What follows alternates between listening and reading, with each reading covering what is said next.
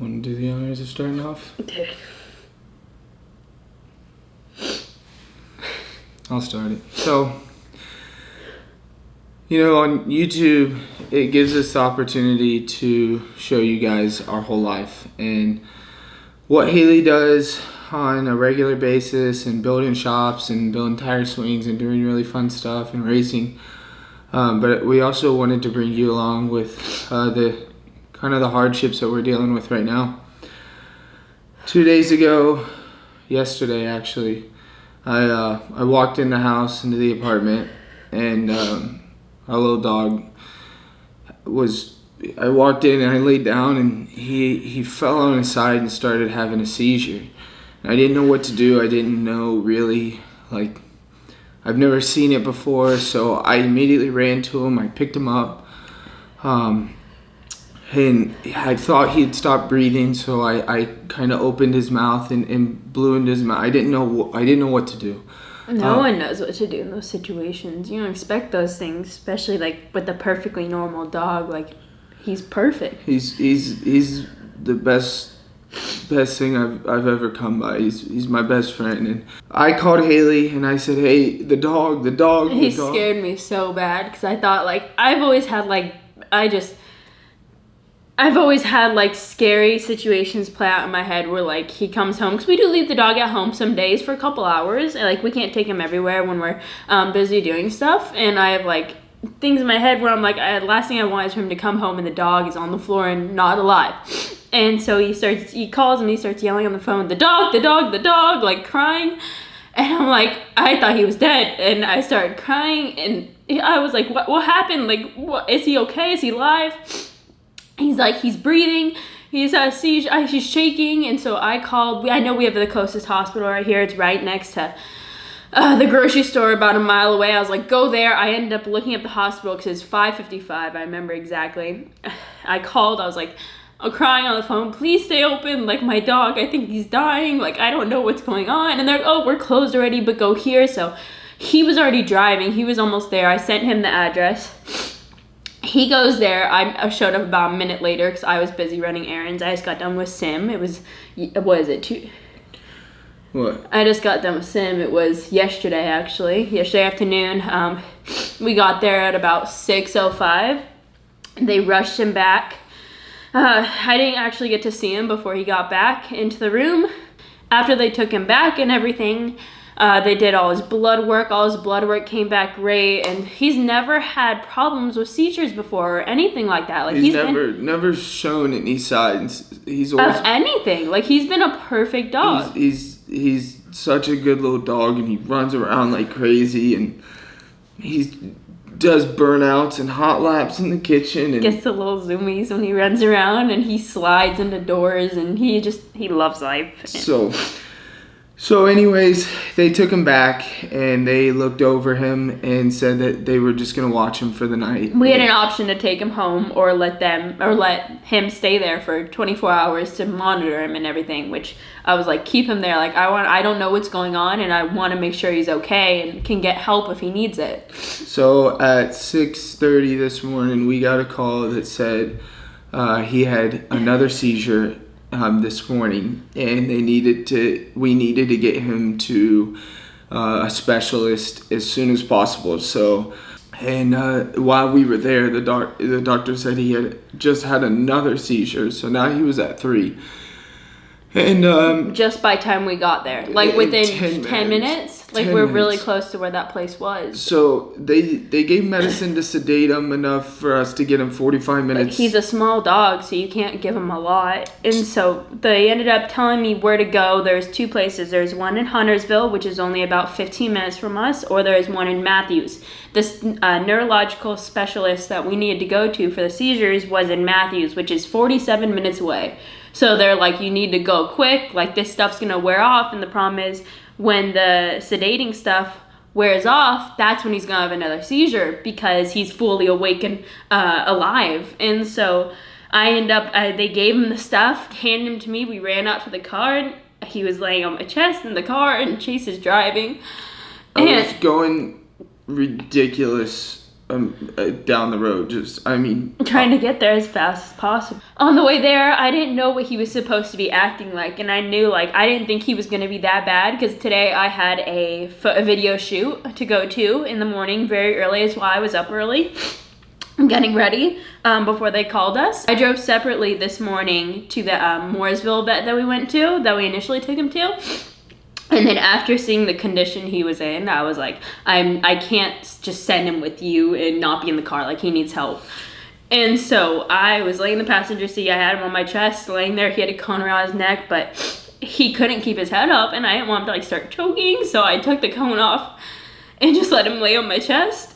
And I thought he was dying for a second. I was watching his breathing and trying to keep his eyes open, and one eye started drifting off, and he took one big breath and breathed out, and his stomach wasn't moving, and I thought he died right there, and I started panicking. I started shaking, just trying to get him to open his eyes. Yeah, I ended up taking my phone charger and throwing it, and it hit so hard against the dash that it just sparked him, and he jumped up, and I was like, holy crap, he's okay. God. He's okay. And I'm trying to keep his eyes covered because the light and stuff, bright lights, induce seizures. And so I was trying to keep his eyes covered. And so I ended up having Chase call the Mooresville vet. And he's like, I don't know what to do. I think my dog's dying right now. Is this normal? What do we do? Well, it was actually doing the right thing, the sedation and everything. We were just panicking, which I don't blame us.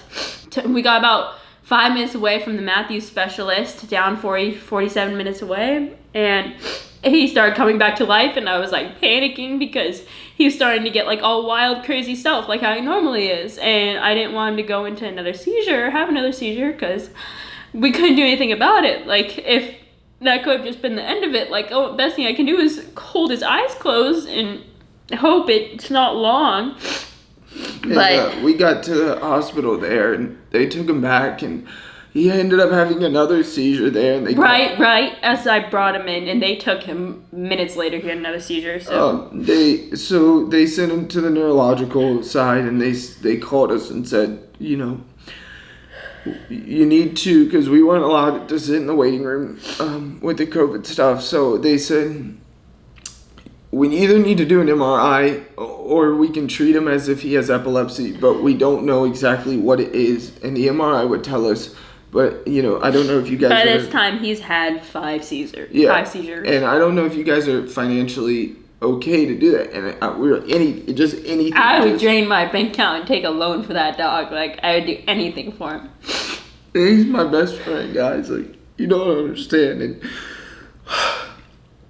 anyways, they took him back, and they did an MRI scan, and everything came out normal, and they said he's just having a series of epilepsy. And when they were trying to do the scan, they went to shove the trach down to start the anesthesia, and they noticed his lungs were full of a red blood foam substance. And you gotta keep in mind, he's tiny. He's 2.9 pounds. His lungs are tiny. And so they said that that's not okay, and that's not normal. And they said, especially how much was in his lungs. They said they've seen it before, and they said, could he have gotten a rat poison? Could it? And we're like, no. We don't have rat poison or anything toxic in here. He could have gone into he goes here to the shop. Yeah. And that's it. And we keep everything as clean and spotless as possible. Mm-hmm. And so they did an MRI scan, and they said his head checked out okay. And no brain trauma or anything, which I was good, because that's what I was worried about at first, because the little guy runs around very fast and loves running from wall to wall, and he will go head first into the wall. And I'm like, are you okay? And he's totally fine and just runs around. He loves to sprint around, and there is walls and houses and stuff. He's got no grip. He ain't got forward drive, so he peg stuff. But so Hailie and I actually went back to the shop. They told us he was going to be okay, so we went back to the shop, and we were in good spirits. And then they called us and said, hey, this was before they did the MRI. We were already back at the shop. So they're like, hey, we're just going to monitor him. We'll give him the MRI. We'll let you know how everything goes. We'll let you know the results so we can take action on, is it brain trauma or is it epilepsy? So they called us at the shop, and they said that they didn't think he was going to make it. that he wasn't gonna make it through That's the night. when we found out about the lungs. They said the lungs is the main concern, like because the seizures are causing the fluid in the lungs. So one more seizure and he could be gone. And so we went to my mom's house, and we got another phone call there that said, "Hey, you guys need to get here and make a decision, what you want to do." And Hailie and I kind of looked at each other and thought like that was the end of it. And they said he wasn't waking up from the anesthesia. And because like his lungs were just too full. So and he wasn't waking up. And so we immediately went in the car and rushed over there. We were about 30 minutes away. And we're crying the whole way down. They didn't call us. They said if he wakes up, they would call us on the way there. And he could wake up in the next 5 minutes. And we got no call on the way there. And I didn't want to call and bug them just in case something was going on. And we got there and we all run in real quick. It's me, Chase, and his mom because the dog loves his mom. So we wanted to make sure we had her there and she loves the dog. And I check in and like tell them who I am and stuff and who we're here for. And the lady, the main neurologist lady comes out and she starts off by saying he's awake and he's okay. I was just so happy because last thing I had a feeling going there that we were gonna get there and he was gonna be on the table and have a breathing tube down his throat and not be okay and then just not wake up. And so they let us go back and they said that he's doing better. And they let us go back and see him. And so we went back. And he's in an oxygen tank, like in a glass sink. And they let us... Because he can't breathe to the full capacity, they did pump the liquid out of his lungs and get as much as they could out. But the liquid is actually in, like, inside the, like, coating of his lungs. And so it's, like, internally in there. You can't just suck it all out. So... they have to keep him in an oxygen tank to make sure, like an oxygen crate to make sure it's fully sealed off, to make sure he can actually breathe and everything's normal. And so we went back there. The neurologist ladies took us back and he's in the ICU and stuff. And we got to pet him. Like they have little like armholes you can go through. Like we got to pet him and he loves Chase's mom. And he got so excited when he saw Chase's mom and poor little guy, a little bald spot on the top of his head from where they shaved it. But I was just so happy to see him alive. He was just so happy to see us, and I hate it for him because, like, I hate it for him, and he doesn't deserve to go through that. He's such a good little dog, and so we got to play with him, and he started wagging his tail. He was still really out of it because of he literally just woke up from the anesthesia. And so we left there in really good spirits because she said that he's not in the clear. He's not out of the woods yet was her exact words, but he's a lot better than she thought he was going to be doing, which, oh, guy's fighter. It's crazy. He always like... I can't even cut his hair, like there's a little knot in his hair without him attacking my hand, and he's aggressive. I love him so much. But we ended up leaving there and we were all happy that he was just alive because on the way there we thought he wasn't gonna be and we thought it was over. And so not too long ago Chase just called just to check up. They said if anything goes bad they will give us a call immediately so we could go down there, and because I want to be there in case anything happens. And so the lady ended up saying, going back and checking on him, he's had some like mild seizures, mostly just like twitching and stuff, nothing crazy, nothing to really hurt him that much right now.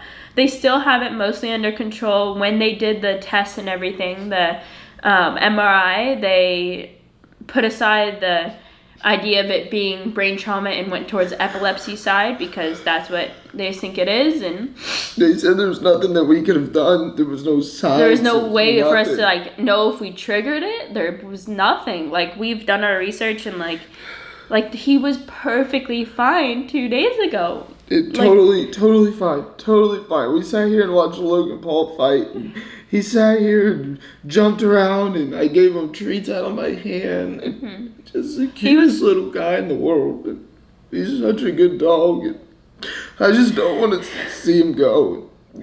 I know this is probably a wreck to watch right now. It probably seems very dramatic, but like I never like had a love for an animal I've like never this. loved it. He never even liked dogs until we got him, and we think of him as like our kid. Like we love that little guy so much, and it hurts so bad not be able to be with him right now. It hurts, guys. So all we can do from this point is just pray for the best. And I just wanted you guys, and I looked at Hailie, and Hailie said that she wanted to make this video to give you guys an update as to what was going on in our Because we don't know life. how many more days this is gonna go on for. Like our biggest hope right now is that he'll just make it through the morning so he can have another day fighting, and so we can try to get more answers and do more tests. But I don't know what this next week is in store for me. I have to race this weekend in Texas, so I have to go there, but I've already looked at flights and stuff of how I could be in and out in the same day. But the biggest thing right now is making sure he's okay for the next couple days, so I didn't know if we had an opportunity to film anything else because I want to focus on him and make sure he's back healthy and make sure he ends up okay because I love him so much and I want to see him doing good. So, yeah. I'm not a crier. You know I'm not a crier. I'm a crier. He's a crier, but I'm wreck. not a crier. And to see me, I can't even remember the last time I cried. Like, the last time something has been this sad to me. But we're praying for the best right now. I can't lose him.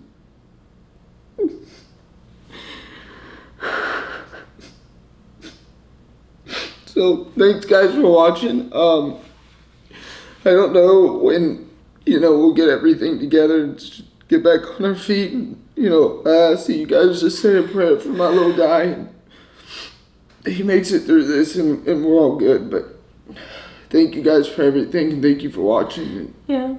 We'll see you at the next one.